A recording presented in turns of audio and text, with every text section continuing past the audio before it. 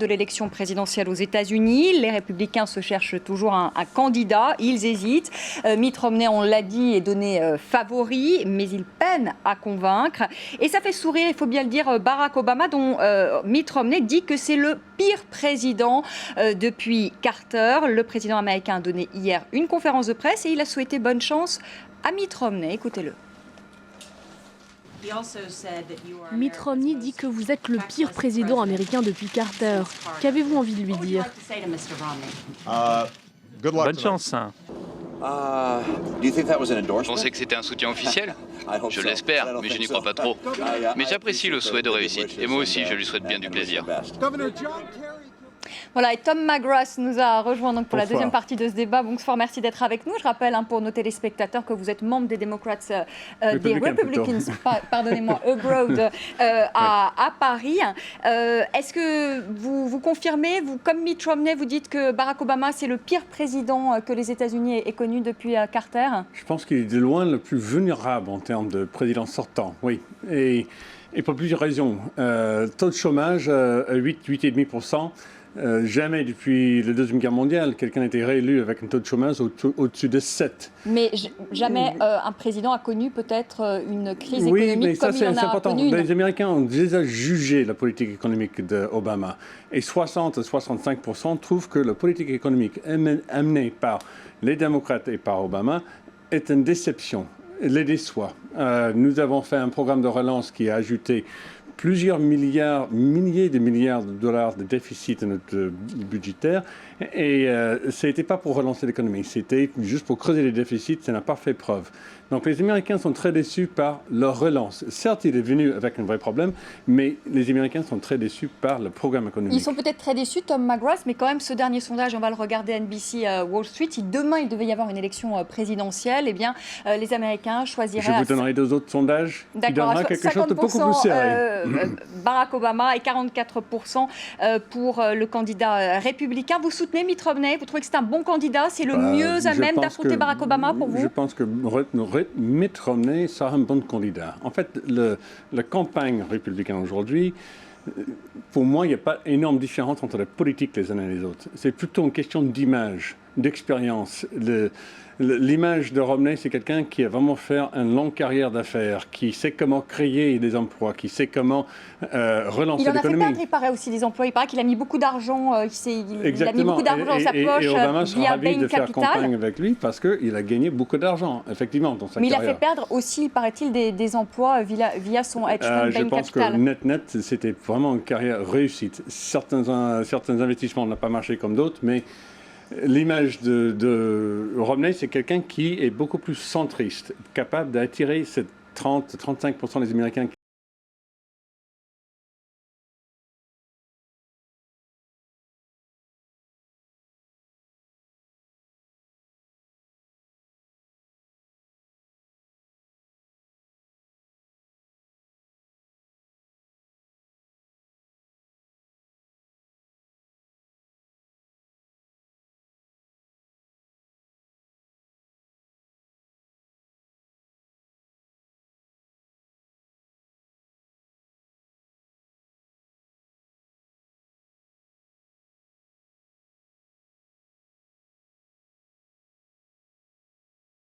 Je pense qu'une fois que Romney est face à face à Obama dans l'élection générale, il sera probablement le candidat républicain, on va bien comprendre que Mitt Romney est beaucoup plus à droite que le public américain, les voteurs indépendants et démocrates qui ensemble vont faire la majorité.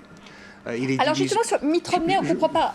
Oui, Tom McGrath, vous voulez peut-être réagir à ça? Je sais que NBC et le Wall Street Journal ont fait un sondage qui montrait qu'Obama gagnera à 50-40 ou 50-42 Oui, c'est ça, aujourd'hui. c'est le sondage qu'on a montré. Rasmussen et Gallup, deux sondeurs très connus aussi, ont donné plutôt un avantage de 4 points à Obama sur Romney ou sur Santorum. Donc, malgré le fait que cette primaire républicaine semble être un peu chaoutée, un peu difficile, un peu compliquée, ça n'a pas vraiment d'impact sur le fait que les républicains ne sont pas loin d'être coude à coude avec Obama aujourd'hui.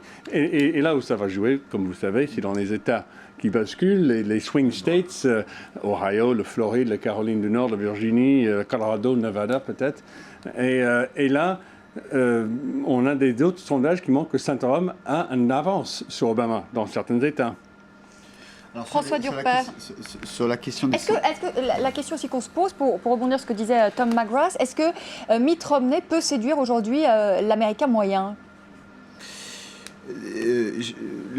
C'est l'élection qui le déterminera, mais simplement ce qu'on constate aujourd'hui, c'est que Mitt Romney, quand on fait des sondages sur l'ensemble du pays, séduit moins qu'un président sortant en pleine crise économique et sociale. Et je comprends votre point de vue de républicain et américain, mais pour le public francophone, ayant les yeux rivés aussi sur ce qui se passe dans d'autres pays, comme la France par exemple, où il y a une crise économique et sociale, vous imaginez un candidat président sortant qui est en tête dans les sondages et dans tous les sondages, c'est-à-dire que les instituts de sondage qui sont plutôt conservateurs donnent presque coude à coude, mais donnent tout le temps Obama un peu devant. Alors attention, je ne dis pas que l'élection est terminée. Il peut se passer encore beaucoup de choses dans les semaines et les mois qui viennent. Vous vous rappelez d'ailleurs la dernière fois, sur ce plateau, j'aimerais bien qu'on ressorte les images, on avait dit que Mitt Romney avait définitivement gagné. Oui, j'étais le seul à dire, oh là là, attention, puis j'étais passé un peu pour un imbécile, je ne veux pas fanfaronner,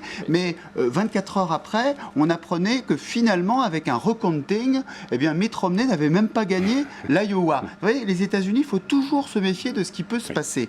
Pour répondre, parce que je vais quand même répondre à votre question, c'est que Mitt Romney, il y a un gros souci quand même.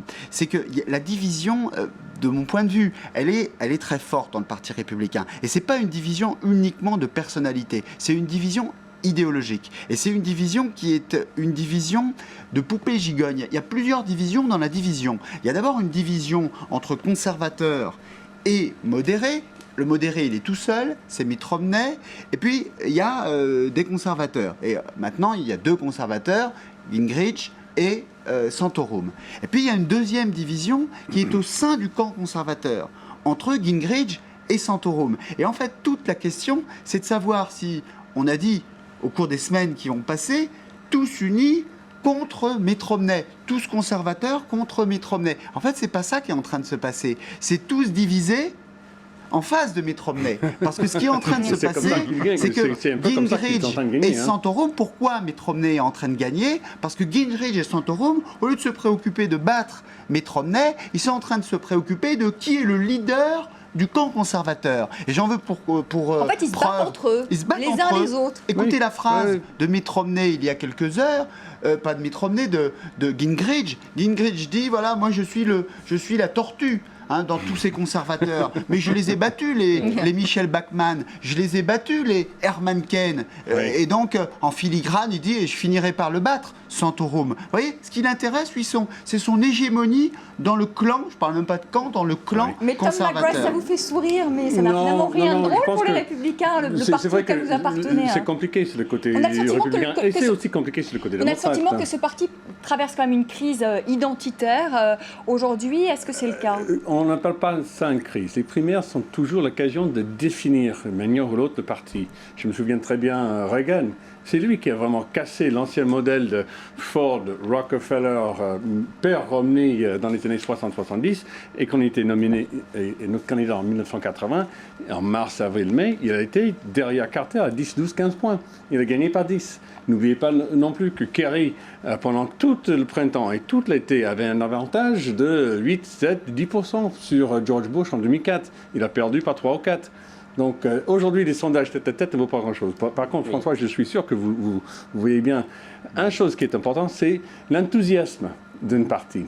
Et là, les sondeurs montrent l'enthousiasme de qui? L'enthousiasme de qui? Parce que là, on ne voit pas très bien l'enthousiasme parmi... Est-ce que vous êtes ravis et intéressés à voter en novembre? Et le parti qui est en tête sur ce sondage, normalement, gagne la Maison-Blanche et gagne les sièges au Congrès. Et cette fois-ci, le dernier que j'ai vu, c'était Gallup. 53% des républicains sont ravis de voter, 45% des démocrates sont ravis. Il y a quand même un côté de déception du côté démocrate, qu'Obama avait des espoirs gigantesques en 2008. Les résultats sont nettement inférieurs aux attentes, donc il va avoir de mal à mobiliser ses propres troupes. Je voudrais qu'on regarde, si vous voulez bien, et ensuite je vais vous faire réagir, Georges Ajon, parce que je crois que vous voulez parler aussi. Je voudrais qu'on regarde ensemble ce clip de campagne, tout d'abord, où l'on voit Mitt Romney qui tente d'abattre son rival, Rick Santorum, et ça va dans ce que vous disiez tout à l'heure, François Durper, c'est-à-dire que c'est vraiment la guerre entre les uns et les autres. Du même camp. C'est ça quand même qui est incroyable.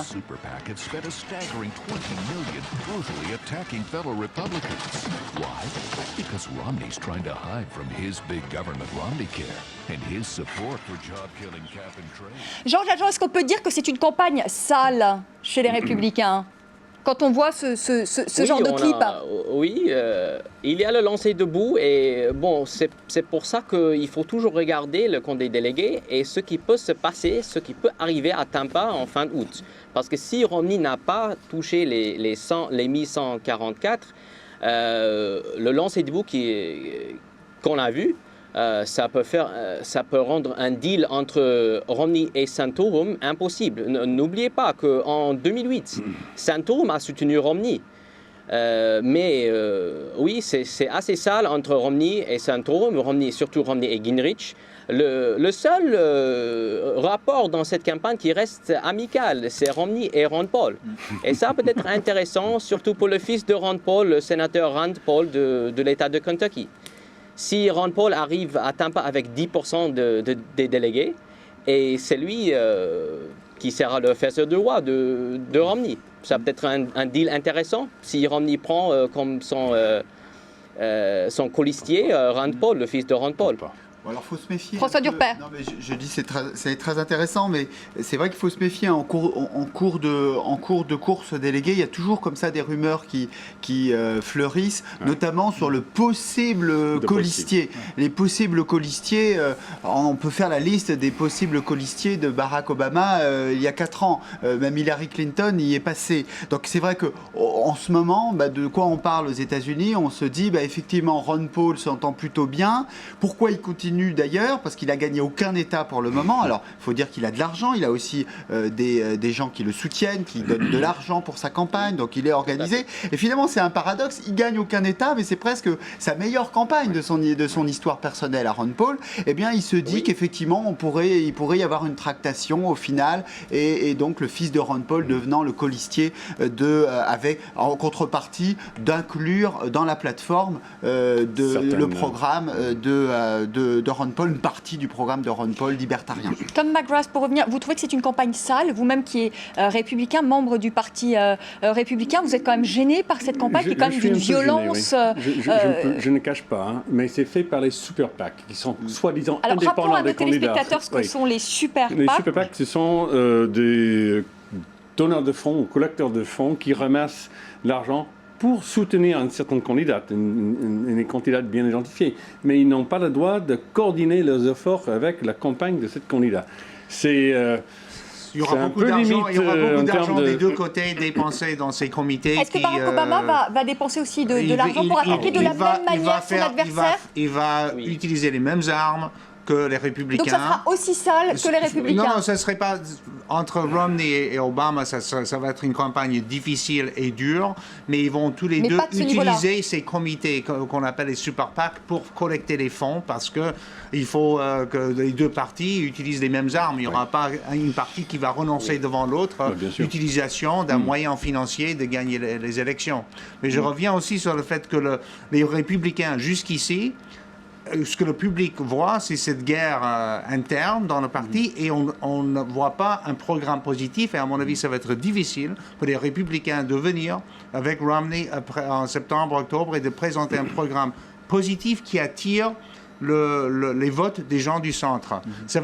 Romney va être quand même chargé avec tout ce qu'il a dû dire et tout ce qu'il a dû faire pendant ces mois interminables en face des gens extrêmement conservateurs, encore plus conservateurs que lui. Et lui, comme il s'est dit de lui-même, il est sévèrement conservateur.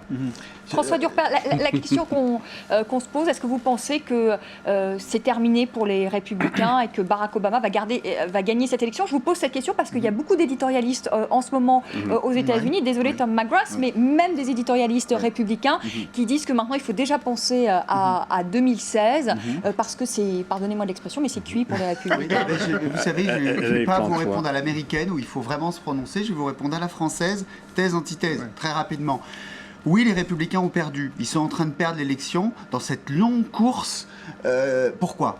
D'abord parce que dans quel état va sortir Mitt Romney? Je ne parle pas de son état physique ou de son état de fatigue. Je dis dans quel état idéologique il va sortir. Si la course se prolonge, il va être obligé d'intégrer dans son programme énormément de ses propositions de Santorum qui sont, on l'a dit, c'est pas être démocrate que de dire ça, qui sont très très loin du public américain, de la masse du public américain.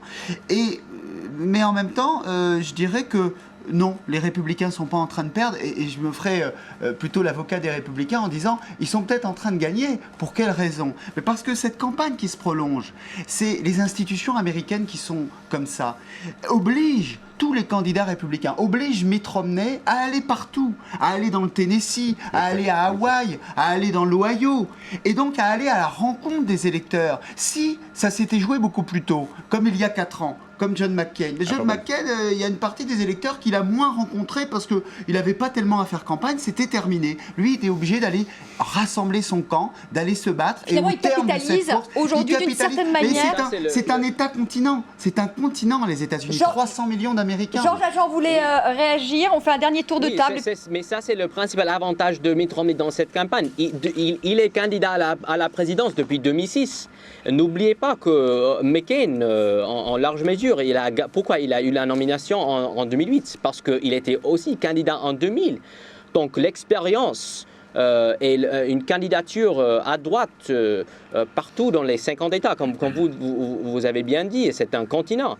Donc le fait de monter une organisation partout dans les 50 États, c'est quelque chose de très sérieux et très dur. Et Romney, il a l'argent, il a l'expérience. Et c'est ça son avantage principal dans cette campagne. En tout cas, vous y croyez encore, Georges Agent. Hein. Ça, il n'y a pas de doute. Douglas Gluckroft, peut-être le mot de la fin, vous qui êtes démocrate. François Durper vient de le dire. Il dit c'est loin quand même d'être gagné encore pour ça va être serré. Les élections générales sont toujours serrées, surtout dans une situation d'incertitude économique. Mais je pense qu'encore une fois que le programme d'Obama, quand les Américains comparent ce qu'il a accompli et ses points de vue centristes par rapport à ce que doit présenter Mitt Romney pour garder la base républicaine telle qu'il existe aujourd'hui, même dans les élections générales, à mon avis, Obama va gagner, mais ce n'est pas du tout une question de ce que disent les sondages aujourd'hui, c'est une question de ce qui va se passer dans les mois à venir et ça va être serré. Ça va être serré, Tom McGrath. Sans doute. Chaque fin de convention au mois de juillet et mois d'août, j'ai le souvenir que les démocrates sortent toujours avec un avantage de 10, 12 ou 15%. Et ça se serre à un point très serré vers la fin octobre, début novembre. Les sondages aujourd'hui, à mon avis, ne vaut pas grand-chose. Merci à tous les trois d'être venus sur le plateau de France 24. Merci Tom McGrath de nous avoir rejoints. Et merci également à Georges Agent qui était avec nous en direct de Beyrouth pour parler donc avec nous de cette campagne électorale aux États-Unis. Je montre le dernier livre de François Durper, Indignons-nous pour notre école, alors que nous sommes aussi en campagne électorale en France. Il est sorti aujourd'hui. Voilà, il est sorti aujourd'hui, Pacte éducatif présidentiel, et c'est aux éditions... C'est Caraïbes Éditions. Caraïbes Éditions. Parce qu'il y a aussi des éditeurs dans les Caraïbes. Merci beaucoup François Durper. Merci à vous de nous avoir suivis. Je vous retrouve demain à 19h10 pour un nouveau débat sur France 24. Très belle soirée.